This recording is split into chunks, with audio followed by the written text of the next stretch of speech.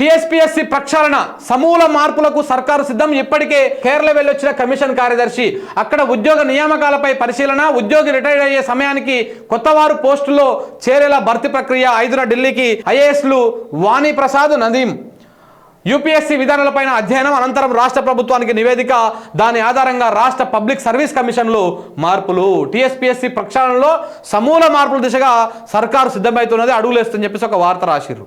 మరి ఇన్ని మార్పులు ఉన్నాయి, ఇంత సమయం పడుతుందని తెలిసినాక కూడా ఫిబ్రవరి 1వ తారీఖు నాడు 2022వ సంవత్సరంలో మేము అధికారంలోకి రాగానే మొదట గ్రూప్ 1 అపాయింట్మెంట్ లెటర్లు ఎట్లా అందిస్తామని చెప్పేసి ఈ జాబ్ క్యాలెండర్ రిలీజ్ చేసిర్రు డేట్లతో సహా. ఏ విధంగా ఆ గ్రూప్ 2కు సంబంధించినటువంటి జాబ్ క్యాలెండర్ రిలీజ్ చేసిర్రు, దేనికి ఈ డంబాచారం చేసుకొని నిరుద్యోగులను మభ్యపెట్టిర్రు.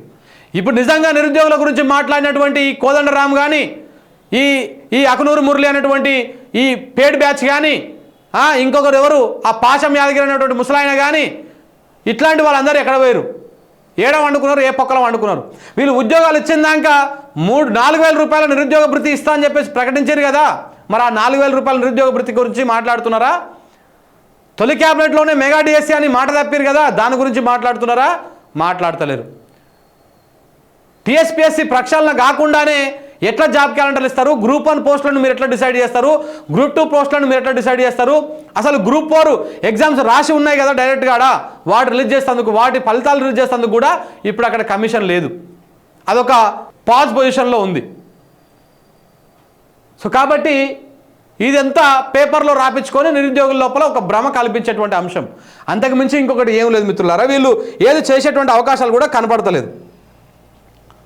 జస్ట్ ఇట్లా ఒక అక్కడి నుంచి ఇక్కడికి వచ్చి ఇప్పుడు కేరళకు పోయిరంట, కేరళ నుంచి కాగితాలు రాసుకొని వచ్చిర్రు. మళ్ళీ ఇప్పుడు ఈ నుంచి ఏం చేస్తారు? మళ్ళీ ఢిల్లీకి పోతారు, యూపీఎస్ దగ్గరకు కాగితాలు రాసుకొని వస్తారు. ఈ లోపల 3 నెలలు అయిపోతుంది, 2 నెలలు అయిపోతుంది, లేకపోతే నెక్స్ట్ కోడ్ వస్తుంది. మళ్ళీ కోడ్ వచ్చిన తర్వాత ఇంకా ఇప్పుడు ఏం లేదు, మేము చాలా తీవ్రంగా ప్రయత్నం చేసినాము. మా రేవంత్ రెడ్డి అయితే రోజుకు 18 గంటలు పనిచేస్తున్నాడు కష్టపడకుండా అని చెప్పి చివరికి ఏం చేస్తారు? ఇక మళ్ళీ ఎన్నికలు అయిపోయినాక చూసుకుందాం అని చెప్పేసి మళ్ళీ వాళ్ళ నోట్ల మొరంగడ్డలు, ఆలుగడ్డలు పెడతారు. చివరికి ఏమవుతుంది? మళ్ళీ బకెటు. సో కాబట్టి ఇది నిరుద్యోగులను మోసం చేసేటువంటి విధానం అన్నమాట. జాబ్ క్యాలెండర్లు ఇవ్వాలి, మోసం చేయాలి.